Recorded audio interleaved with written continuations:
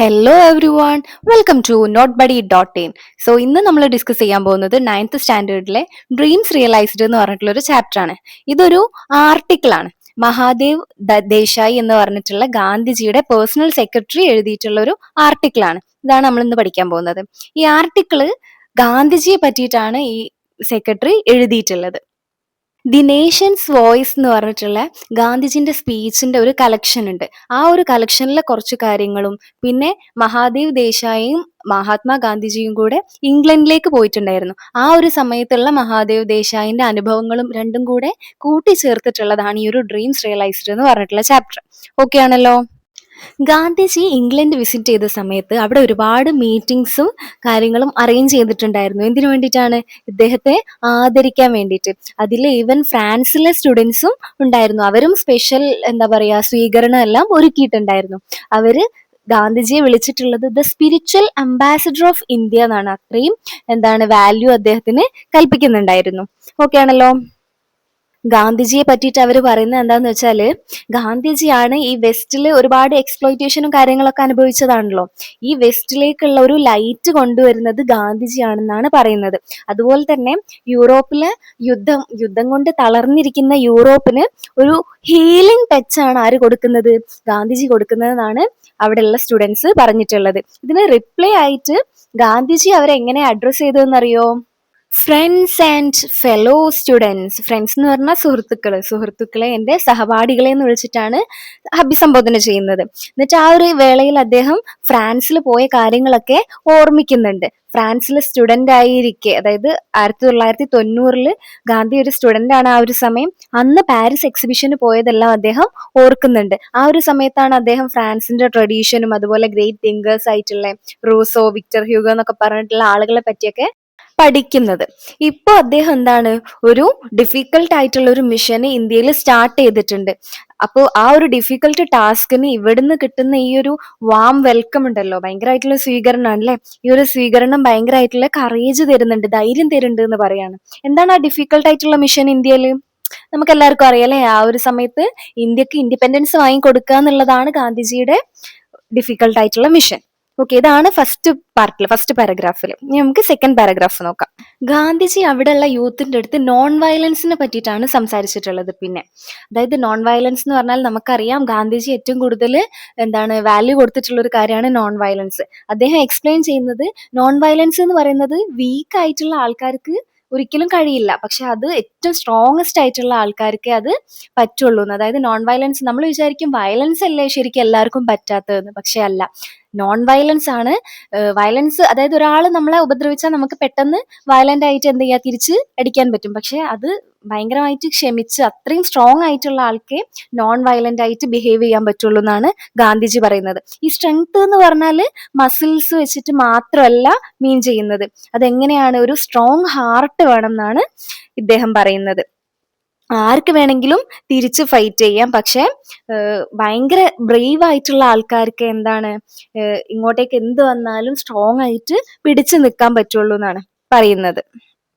India വർഷങ്ങളായിട്ട് ഇതിനു വേണ്ടിയിട്ടാണ് പരിശീലനം നടത്തുന്നതെന്നും അദ്ദേഹം പറയുന്നുണ്ട്. മറ്റൊരു സ്പീച്ചിൽ ഗാന്ധിജി എഡ്യൂക്കേഷനും നോൺ വയലൻസും തമ്മിലുള്ള ഒരു കണക്ഷനെ പറ്റിയിട്ട് പറയുന്നുണ്ട്. അതായത് റിയൽ എഡ്യൂക്കേഷൻ എന്ന് പറയുന്നത്, അദ്ദേഹം പറയുന്നു, ജസ്റ്റ് ബ്രെയിനിലേക്ക് ഒരുപാട് ഫാക്ട്സ് ഇങ്ങനെ ഇട്ട് കൊടുക്കുക, അല്ലെങ്കിൽ എക്സാംസ് ഇങ്ങനെ പാസ്സാവുക, അതായത് കുറേ ബുക്സ് വായിച്ചിട്ട് എക്സാം വായിക്കുക, ഇതല്ല ഒരു റിയൽ എഡ്യൂക്കേഷൻ എന്ന് പറഞ്ഞാൽ. അദ്ദേഹം പറയുന്നത് ഒരു ക്യാരക്ടർ ബിൽഡ് ചെയ്യുക എന്നുള്ളതാണ് എഡ്യൂക്കേഷൻ കൊണ്ട് ഉദ്ദേശിക്കുന്നതെന്ന്. ഒരു ക്യാരക്ടർ ഇല്ലാത്ത ഒരാള് നോൺ വയലൻസ് ഒക്കെ പഠിക്കുന്നത് യൂസ്ലെസ് ആണെന്നാണ് ഗാന്ധിജിന്റെ ഒപ്പീനിയൻ. അപ്പൊ ഇന്ത്യന്റെ ഫ്രീഡം മൂവ്മെന്റിന് അദ്ദേഹം ഉദ്ദേശിക്കുന്നത് ഇന്റലക്ച്വൽ സപ്പോർട്ട്, ഹോൾ വേൾഡിന്റെ ഇന്റലക്ച്വൽ സപ്പോർട്ട് വേണം. അത് കിട്ടുക എങ്ങനെയാണ്? ഈ എഡ്യൂക്കേഷനും വേണം, അതുപോലെ നോൺ വയലൻസ്. ഇത് തമ്മിൽ നല്ലൊരു കണക്ഷൻ ഉണ്ട് എന്നാണ് അദ്ദേഹം പറയുന്നത്. ഓക്കെ ആണല്ലോ. പ്രതിദിനം ഗാന്ധിജിക്ക് ബ്രിട്ടന്, യൂറോപ്പ് ഇതൊക്കെ ഉൾപ്പെടുന്ന വിവിധ ഭാഗങ്ങളിൽ നിന്നിട്ട് അദ്ദേഹത്തിന്റെ ഈ ഒരു മിഷൻ ഉണ്ടല്ലോ, ഈ ഒരു ഡിഫിക്കൽട്ട് മിഷന് സപ്പോർട്ട് അറിയിച്ചുകൊണ്ട് കത്തുകൾ ലഭിക്കുന്നുണ്ട്. ഓക്കെ, പല പല ഭാഗത്തു നിന്നും സപ്പോർട്ട് കിട്ടുന്നുണ്ടായിരുന്നു ഗാന്ധിജിക്ക്. വിദ്യാർത്ഥി ആയിരുന്ന കാലത്തെ പഴയ ഫ്രണ്ട്സ് കാണാൻ വരുന്നു. പിന്നെ അതുപോലെ ഇംഗ്ലീഷ് സിവിൽ സർവീസ് സെർവന്റുകൾ പോലും അദ്ദേഹത്തെ കാണാനും പിന്നെ അതുപോലെ പഴയ ആ ഒരു ഫ്രണ്ട്ഷിപ്പ് പുതുക്കാനും എല്ലാം സമയം കണ്ടെത്തിയിട്ടുണ്ട് എന്ന് പറയുന്നു. ഫേമസ് ആയിട്ടുള്ള ഒരുപാട് ആളുകൾക്ക് ഗാന്ധിജിനെ മീറ്റ് ചെയ്യാൻ ആഗ്രഹമുണ്ട്. അതിലൊരാളായിരുന്നു നമുക്ക് എല്ലാവർക്കും അറിയുന്ന legendary film star Charlie Chaplin. ആദ്യ സമയത്ത് ഗാന്ധിജിക്ക് ഈ ചാപ്ലിനെ പറ്റിയിട്ട് ഒന്നും അറിയില്ലായിരുന്നു, ആരാണ് എന്താണെന്നൊന്നും അറിയില്ലായിരുന്നു. പിന്നീട് അദ്ദേഹം മനസ്സിലാക്കിയിട്ടുണ്ട് അദ്ദേഹം ഒരു സാധാരണക്കാരനാണ്, അദ്ദേഹം ഒരുപാട് ആളുകളെ ചിരിപ്പിക്കുന്നുണ്ട് എന്നൊക്കെ അറിഞ്ഞ സമയത്ത് ഗാന്ധിജി അക്സെപ്റ്റ് ചെയ്യാണ് മീറ്റ് ചെയ്യാം എന്നുള്ളത്. അങ്ങനെ മീറ്റ് ചെയ്ത സമയത്ത് ചാപ്ലിന് ചോദിക്കുന്നുണ്ട് എന്തുകൊണ്ടാണ് ഗാന്ധിജി ഈ ഒരു മെഷീനറിക്ക് എതിരായിട്ടുള്ളത് എന്ന്. ഓക്കെ, ആ ഒരു സമയത്ത് ഗാന്ധിജി പറയാണ്, വിശദീകരിച്ച് പറഞ്ഞു കൊടുക്കുകയാണ്, ഇന്ത്യയിൽ എന്താണ് കർഷകർ വർഷത്തിൽ 6 മാസവും ജോലിയില്ല. അപ്പോൾ ആ സമയത്ത് അവര് സ്വന്തം വസ്ത്രം നെയ്താല് അവർക്ക് എന്താണ് ഒരു വരുമാനം കിട്ടും അല്ലെ, ഒരു വരുമാനവും ഉണ്ട്, സ്വയം പര്യാപ്തതയും കിട്ടും. അപ്പൊ ഭക്ഷണത്തിലും വസ്ത്രത്തിലും ഒക്കെ എല്ലാ രാജ്യക്കാരും എന്താണ് സ്വയം പര്യാപ്തരായിരിക്കണം എന്നാണ് അദ്ദേഹത്തിന്റെ ഒരു കാഴ്ചപ്പാട്. ഇന്ത്യ ഒരിക്കലും അങ്ങനെ ആയിരുന്നു. അപ്പം ബ്രിട്ടീഷുകാരൊക്കെ വന്നിട്ടാണ് അത് മാറിയിട്ടുള്ളത്. അപ്പം എഗെയിൻ എന്താക്കണം, ആദ്യത്തെ പോലെ ആക്കാൻ ആഗ്രഹം ഉണ്ടെന്നുമാണ് അദ്ദേഹം പറഞ്ഞിട്ടുള്ളത്.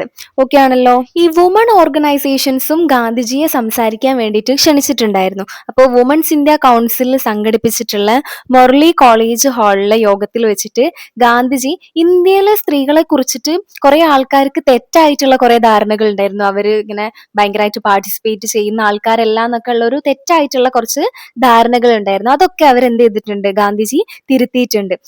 സ്ത്രീകള് സ്വാതന്ത്ര്യ സമരത്തിൽ വഹിച്ചിട്ടുള്ള എന്താ പറയാ പങ്ക്, അത്രയും ഹീറോയിക് ആയിട്ട് ഒരുപാട് ആളുകൾ നിന്നിട്ടുണ്ട്. അപ്പോൾ പുരുഷ നേതാക്കളെ എന്താ പറയാ ജയിലിലാക്കിയ സമയത്തൊക്കെ സ്ത്രീകളാണ് മുന്നോട്ട് വന്നിട്ടുള്ളത്.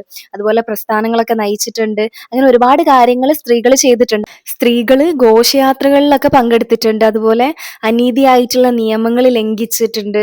അതുപോലെ തിരിച്ചടിക്കാതെ എന്താണ് നോൺ വയലൻസ് ആണല്ലേ മെയിൻ, തിരിച്ചടിക്കാതെ ധൈര്യത്തോടെ എന്താണ് ലാത്തിയുടെ അടികളൊക്കെ നേരിട്ടിട്ടുണ്ട്.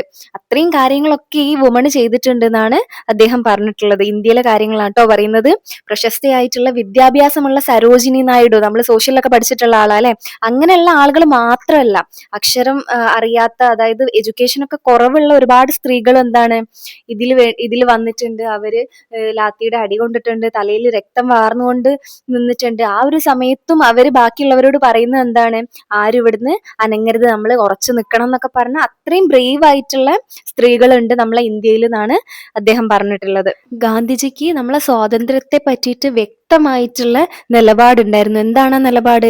I am not here to beg for independence. ഞാനിവിടെ സ്വാതന്ത്ര്യം എന്താണ് ഭിക്ഷാടിക്കാൻ വന്നതല്ല, അതായത് ബെഗ് ചെയ്യല്ല, എനിക്ക് സ്വാതന്ത്ര്യം തരൂ എന്ന് പറഞ്ഞിട്ട് ബെഗ് ചെയ്യല്ല, മറിച്ച് എന്താണ് ഒരു രാജ്യം മറ്റൊരു രാജ്യത്തിന് സ്വാതന്ത്ര്യം ഇങ്ങനെ സമ്മാനമായിട്ട് കൊടുക്കുന്ന ഒരു കാര്യമല്ല.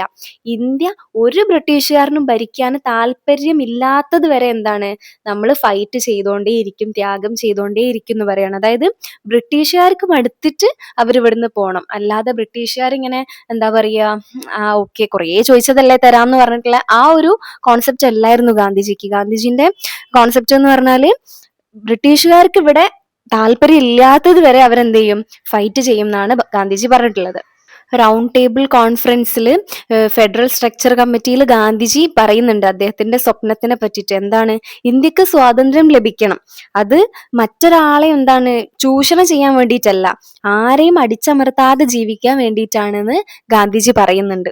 ഫൈനലി ഗാന്ധിജിയും മറ്റ് ഫ്രീഡം ഫൈറ്റേഴ്സും എല്ലാവരും ബ്രിട്ടീഷുകാരെ എന്താണ് ഇന്ത്യയുടെ ജന്മാവകാശമായിട്ടുള്ള സ്വാതന്ത്ര്യം നൽകാൻ വേണ്ടിയിട്ട് സമ്മതിപ്പിക്കുകയാണ് ചെയ്തിട്ടുള്ളത്. അത് ഇങ്ങനെ ആയുധം വെച്ച് പോരാട്ടത്തിലൂടെ അങ്ങനെയൊന്നും അല്ലായിരുന്നു. ഗാന്ധിജിയുടെ അഹിംസ അല്ലെ എന്തായിരുന്നു, നോൺ വയലൻസും അതുപോലെ സഹകരിക്കാതിരിക്കുക, നോൺ കോപ്പറേഷൻ, നമ്മൾ സോഷ്യലിൽ പഠിപ്പിച്ചിട്ടുണ്ട് അല്ലെ, നോൺ കോപ്പറേഷൻ മൂവ്മെന്റ് കാര്യങ്ങളൊക്കെ.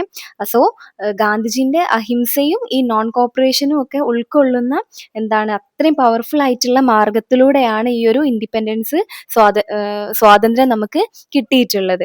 ഓക്കെ ആണല്ലോ. ഇത്രയാണ് ഈ ഒരു ചാപ്റ്ററിൽ പറയുന്നത്. മെയിൻ ആയിട്ട് ഗാന്ധിജി ഇംഗ്ലണ്ടിലേക്ക് പോയിട്ടുള്ളത് ജസ്റ്റ് ഇങ്ങനെ പൊളിറ്റിക്കൽ ടോക്സ് നടത്താൻ വേണ്ടിയിട്ടല്ല, അദ്ദേഹത്തിന്റെ ആശയങ്ങൾ സ്പ്രെഡ് ചെയ്യാൻ വേണ്ടിയിട്ടാണ് വേൾഡിൽ അല്ലെ. Message of truth, courage and non violence, ഇത്രയും കാര്യങ്ങൾ അല്ലെ. പിന്നെ അതുപോലെ തന്നെ അദ്ദേഹം പറയുന്നത് എന്താണ്, സ്ട്രെങ്ത് എന്ന് പറയുന്നത് അത് ക്യാരക്ടറിൽ നിന്ന് വരേണ്ടതാണ്. ഫ്രീഡം എന്ന് പറയുന്നത് എങ്ങനെയാണ് ഫ്രീഡം കിട്ടുന്നത്, നമ്മൾ സാക്രിഫൈസ് ചെയ്തിട്ടാണ്, അല്ലാതെ നമ്മളിങ്ങനെ ബെഗ് ചെയ്തിട്ടല്ലാന്ന്. അതുകൊണ്ടാണ് ഈ ഒരു ഇന്ത്യന്റെ ഡ്രീം ആയിട്ടുള്ള ഇൻഡിപെൻഡൻസ് നമുക്ക് ലാസ്റ്റ് കിട്ടിയിട്ടുള്ളത്. ഓക്കെ ആണല്ലോ? ഈ ചാപ്റ്ററിൽ എന്തെങ്കിലും ബുദ്ധിമുട്ടുണ്ടെന്നുണ്ടെങ്കിൽ, എന്തെങ്കിലും ഡൗട്ട്സോ കാര്യങ്ങളോ ഉണ്ടെന്നുണ്ടെങ്കിൽ കമൻസിൽ ചോദിച്ചോളൂ. ഈ ചാപ്റ്റർ മനസ്സിലായെന്ന് വിചാരിക്കുന്നത്. അത്യാവശ്യം വലിയ ചാപ്റ്ററാണ്. മിസ് ഇങ്ങനെ ഷോർട്ട് ആക്കിയിട്ട് മലയാളത്തിൽ മനസ്സിലാവുന്ന രീതിയിൽ പറഞ്ഞു തന്നതാണ്. ഈ ഒരു ചാപ്റ്റർ റിലേറ്റഡ് ആയിട്ടുള്ള എല്ലാ ആക്ടിവിറ്റീസും നോട്ട്സും സമ്മറി കാര്യങ്ങളെല്ലാം notebuddy.in എന്ന് പറഞ്ഞിട്ടുള്ള സൈറ്റിലുണ്ട്. സൈറ്റിൻ്റെ ലിങ്ക് മിസ് ഡിസ്ക്രിപ്ഷനിൽ കൊടുക്കുന്നുണ്ട്. എല്ലാവരും ഒന്ന് ചെക്ക് ചെയ്ത് നോക്കുക. ചാപ്റ്റർ നന്നായിട്ട് വായിക്കാം. നെക്സ്റ്റ് വീഡിയോയിൽ കാണാം. ബൈ.